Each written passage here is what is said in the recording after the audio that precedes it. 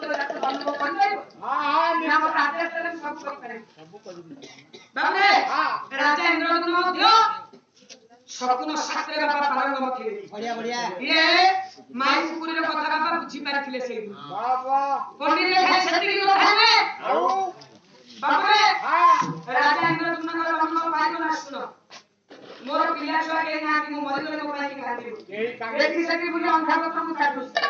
ମତେ ଆପଣ ନିର୍ଦ୍ଦେଶ ଦିଅନ୍ତୁ, ମୁଁ ଯିବି। ମୁଁ ଯିବି, ମୋ ଲୋକ ଉପୁଡ଼ି ଗଲାଣି, ଆଉ କଣ କରିବି? ଗରମ ପାଣି ପକଉଛନ୍ତି ମତେ।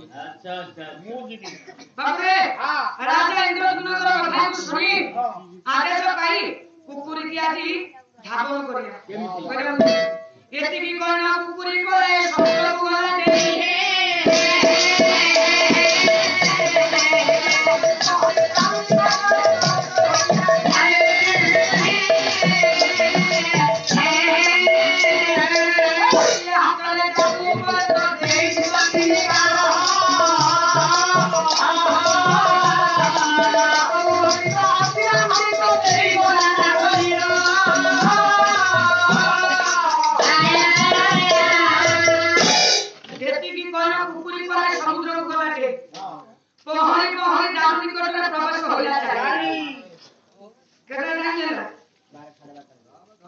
ଗୋଟିଏ ହାତରେ ଝାଡୁ ଉପରେ ତ ଦେଇଛି ତ ତିନି ଗାର। ବଡ ହରିଟା ଆସିଲା ମାଟି ତ ନେଇଗଲା ତା ଶରୀର। କୁକୁରଟିଏ ବାପା ଯେମିତି ଯାଇ ପହଞ୍ଚିଲି ଝାଡୁ ନିକଟରେ। କୁକୁର କହିଲେ ପୁଲିଙ୍ଗ, କୁକୁରୀ କହିଲେ ମାଇ କୁକୁରୀ, କାହିଁକି ନା ସ୍ତ୍ରୀଲିଙ୍ଗ ବ୍ୟାକରଣ ଶବ୍ଦ କୁହନ୍ତି। ବାବୁରେ ଇଏ ଚାରି ଗୋଡ଼ ଅଛି କୁକୁର। ସିଏ ହିଁ ଗୋଡ଼, ସିଏ ହିଁ ହସ୍ତ ବା ସିଏ ହିଁ ହାତ। ସେ ଗୋଟିଏ ହାତ ଦେଖିଲେ ତିନୋଟି ନଖ ଅଛି। ଯେତେବେଳେ ପଣ୍ଡିତ ଏତିକି କଣ କୁକୁରୀ ପରାଏ ସମୁଦ୍ରକୁ ଗଲା ଡେଇଁ। ପହଁରି ପହଁରି ଦାରୁ ନିକଟରେ ପ୍ରବେଶ ହୋଇଲା ଯାଏ। ଗୋଟିଏ ହାତରେ ଦାରୁ ଉପରେ ଦେଇଛି ତ ତିନି ଗାର। ଗୋଟିଏ ହାତରେ ଦାରୁ ଉପରେ ଯେତେବେଳେ ପଣ୍ଡିତ ତିନୋଟି ଗାର ଦେଇଛି, କୁକୁରୀ ଅନ୍ତର୍ଧାନ ଦାରୁ ଆସି କୂଳରେ ଲାଗିଲା।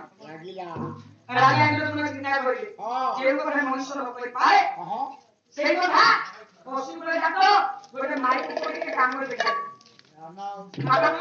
ଏରିଆର ପୁତ୍ର ଭୁବନ ନିକଟସ୍ଥ ବାଜିରାଉତ ଇଂରେଜ ମାନଙ୍କର କବଳରୁ ସମସ୍ତଙ୍କୁ ପଣ୍ଡିତ ରକ୍ଷା କରିବା ପାଇଁ ନିଜ ଜୀବନକୁ ଜଳାଞ୍ଜଳି ଦେଲେ। ଆମ୍ଭମାନେ ବଞ୍ଚାଏ 12 ବର୍ଷ